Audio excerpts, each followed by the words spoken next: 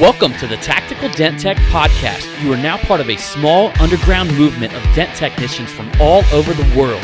We are on a mission to change our industry with innovation, intelligence, and skill. But because we don't rely on an insurance company to steer customers our way, we need to do things different. We need to do things smarter.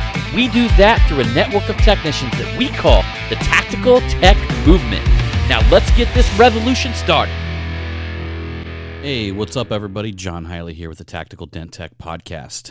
It is Sunday, and I am actually working over at the shop. I'm working on a hail damage vehicle, one that probably the worst one that I've seen during this storm. And if you guys haven't noticed yet, I have not introduced Angela because she is at home. Part of the story I'm going to tell you here in a moment. Taking care of our 8-year-old miniature Schnauzer, not Odin, not the little one. He's actually back here behind me. But she's taking care of the 8-year-old.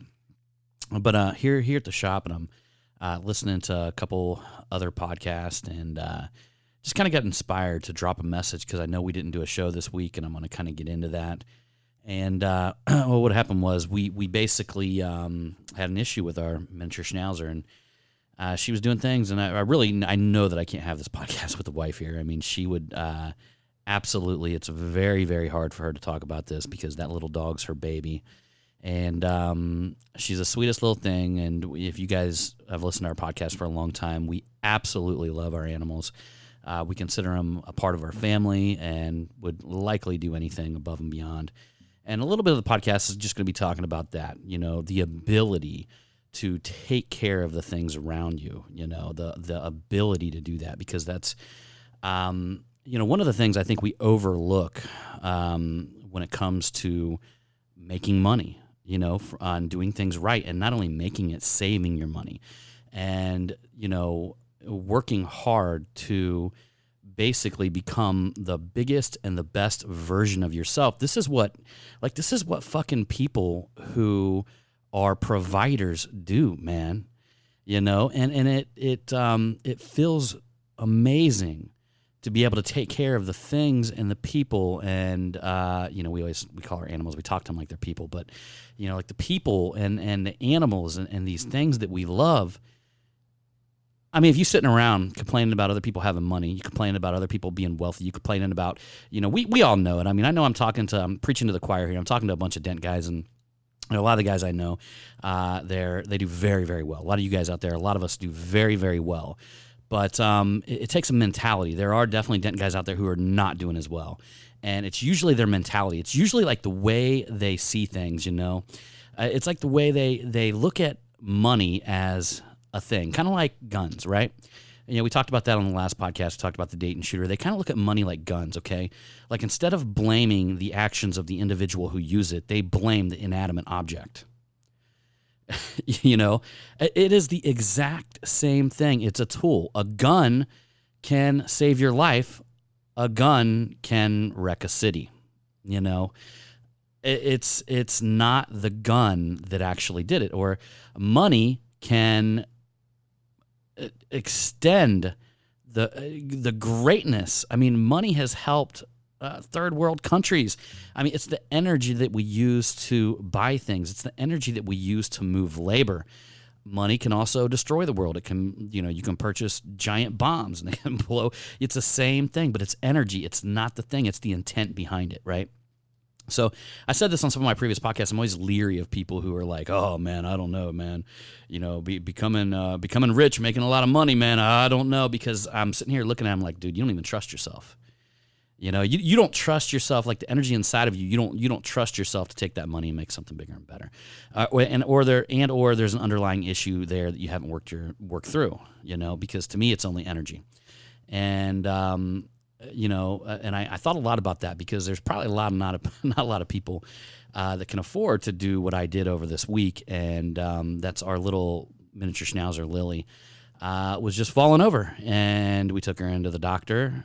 We just thought maybe, you know, having the new puppy and playing with the new puppy, that she was just having hip issues, or we had always long thought she might be developing arthritis or something like that. We've always kind of seen her back leg. She wouldn't put as much pressure on it, you know, things like that, and we were always worried about it. Tried to put her on some supplements. We've always kept her diet healthy and stuff like that. And she's been doing fine. I mean, that little girl was zipping around like crazy. And all of a sudden, last week, at the end of the week, she kind of fell down. And we're like, that must be her back leg. Maybe we just spread her and the puppy apart. No more intense playing until we figure this out. So the next day came along. It was on a Sunday. And she ends up falling 2 or 3 times. And that's when we're like, oh, man, there's something going on here. First thing in the morning, we're going to call the vet. She just seems to be falling down. We'll just keep her, try to keep her where she's not doing much. I'm actually physically carrying her down the steps, by the way. So I carry her down the steps, I carry her up the steps, and here's how crazy dog people we are.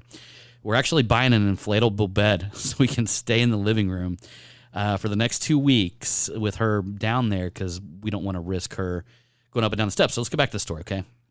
She's falling over. So we go to the doctor and we say, doctor, we think something's wrong with her leg. Doctor checks it out and says there's nothing wrong with her leg at all. Maybe it's just a little bit weak on this one side we already knew about. Moving a little bit further forward, she recommends going to see a neurologist. Only neurologist is down in Cincinnati, a place called MedVet. It's almost like the Cleveland Clinic for dogs. You go down there, they got, we didn't know this till we got down there, but they got team collaboration, all this kind of stuff. So it's definitely where we wanted to be because some of them care source centers, they just try to keep you in there. They misdiagnose, stuff like that. We were very happy, very blessed that there was a dog specialist. Didn't even know about him. So we go down and we make an appointment with, got in there quick. Usually it takes a week there. Thank God, we get in there very quick. Got in there, drove down there to Cincinnati, got in there 2 days later. And by the time we get there, these episodes are kind of happening more often, 4 or 5 times a day. But she's getting back up and, everything's good. We get her down there and, the cardiologist is asking us questions about when this is happening, things like that.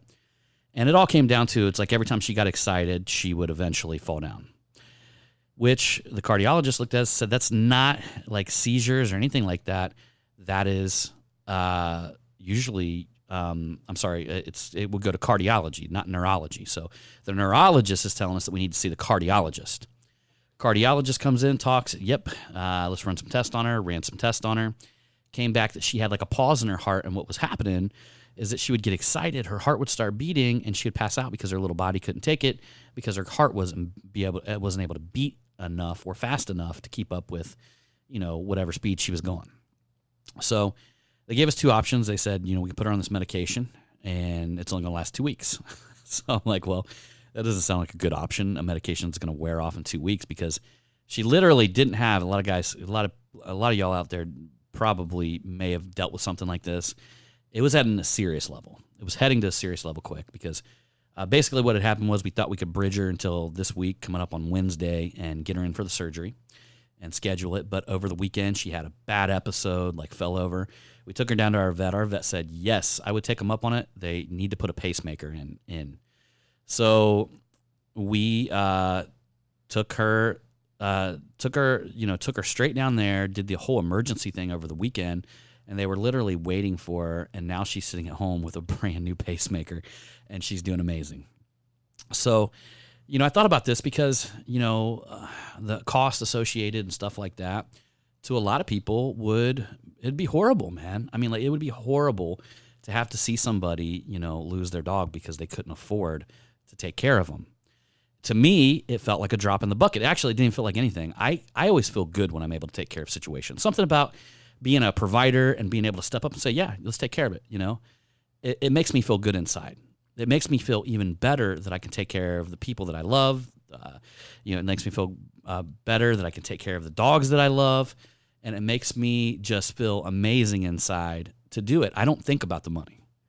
I just don't, I have this inherent belief. I'm like, 10 times will come back. It doesn't matter. You know what I mean? Money just, I've got this belief that money just comes to me regardless. I've got a deep-seated belief that money just falls in my lap all the time.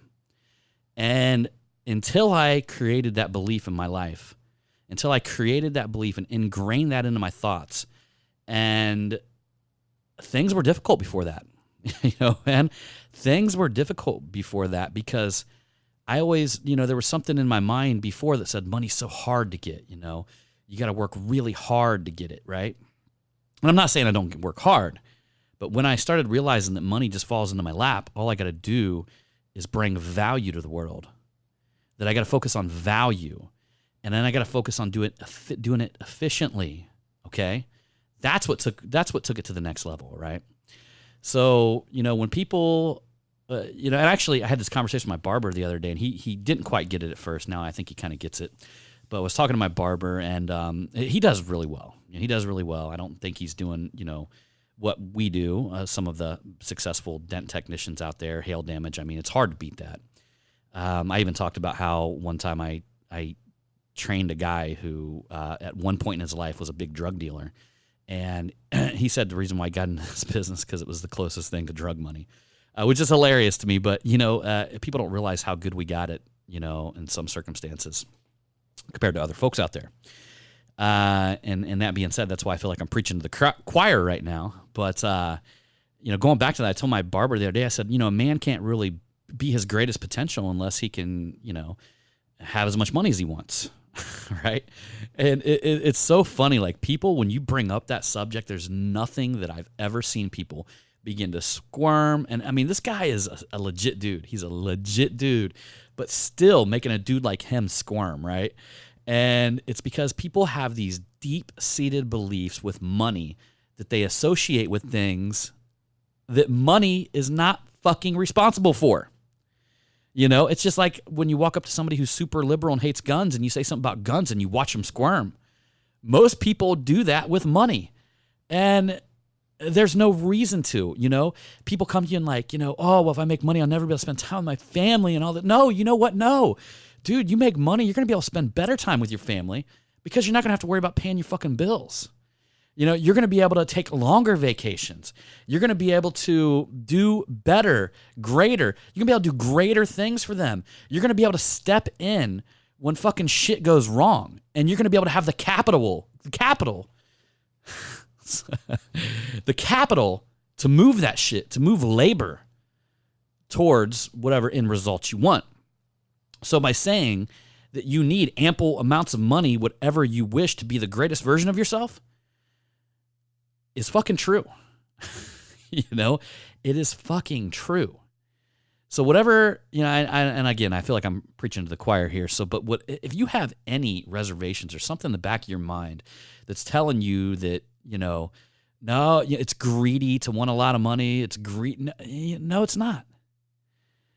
It is absolutely 100% not greedy to want a lot of money, because then you're working under the assumption that if you have means, if you have money, that you're taking it from somebody else. Now, if you physically are, if for you to gain money, you have to steal it from the world, then yeah, you're fucking greedy. You are fucking greedy if you have to steal it from somebody else to get it. But if you are a man or a woman of increase and you increase other people's lives, you make their life fucking better to get that money, then you benefit the fucking world by having a ton of money. Remember that shit. Write it down. I don't give a fuck. All right, everybody. Appreciate you. I hope you enjoyed this podcast. We'll see you on that next one.